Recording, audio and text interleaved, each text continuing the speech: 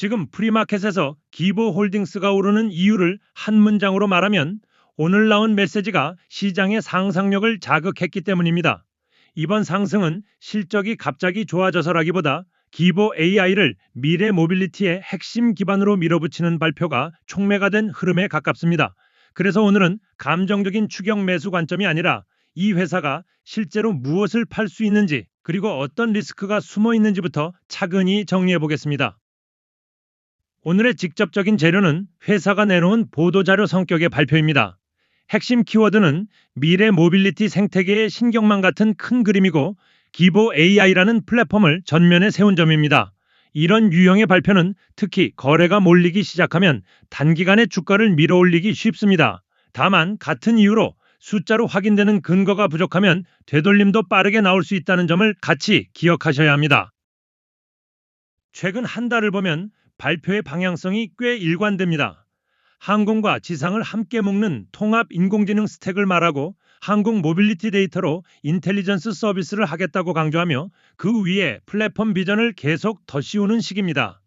여기서 중요한 건 발표가 많다는 사실 자체가 아니라 발표가 단계적으로 진전되는지입니다.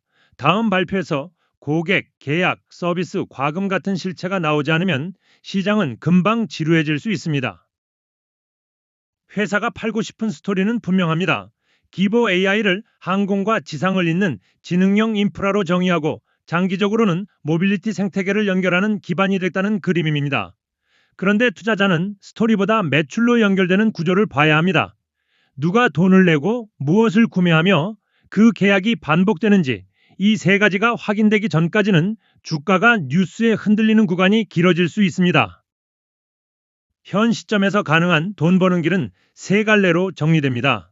첫째, 항공 데이터 기반 분석과 인텔리전스 서비스입니다. 기업 고객에게 데이터와 분석 결과를 제공하고 구독이나 프로젝트로 수익을 만들 수 있습니다. 둘째, 항공과 지상을 묶는 통합 자율 지능 스택입니다. 파트너 생태계가 붙으면 플랫폼 사용료나 연동 수수료 같은 형태도 가능합니다. 셋째, 데이터 센터나 컴퓨트 인프라 쪽입니다. 다만 이건 투자비가 큰 만큼 실행과 자금 조달이 관건입니다.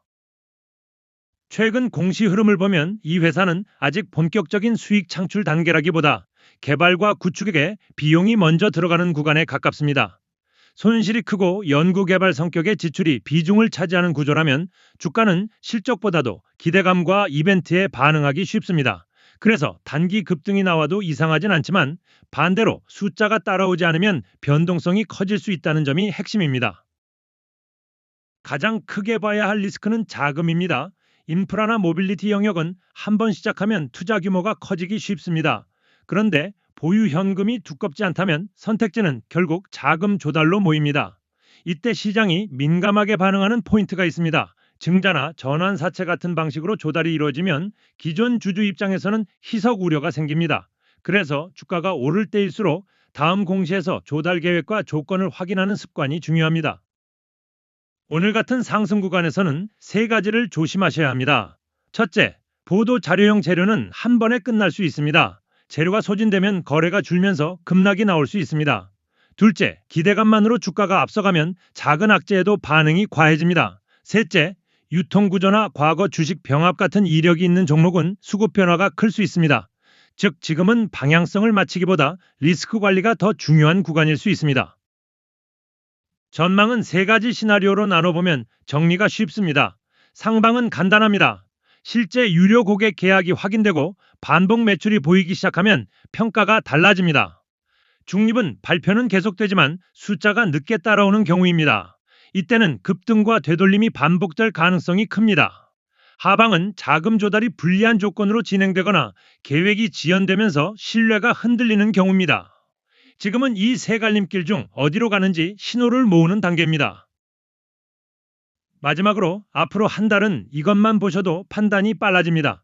첫째, 고객과 계약의 구체성이 나오는지입니다.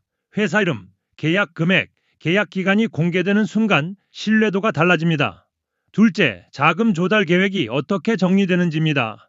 조달이 필요하다면 조건이 중요합니다. 셋째, 제품이나 서비스의 과금 구조가 보이는지입니다. 무료 데모가 아니라 실제로 돈을 받는 구조가 나오면 오늘의 상승이 단발성 이벤트가 아니라 추세의 출발점이 될 수 있습니다.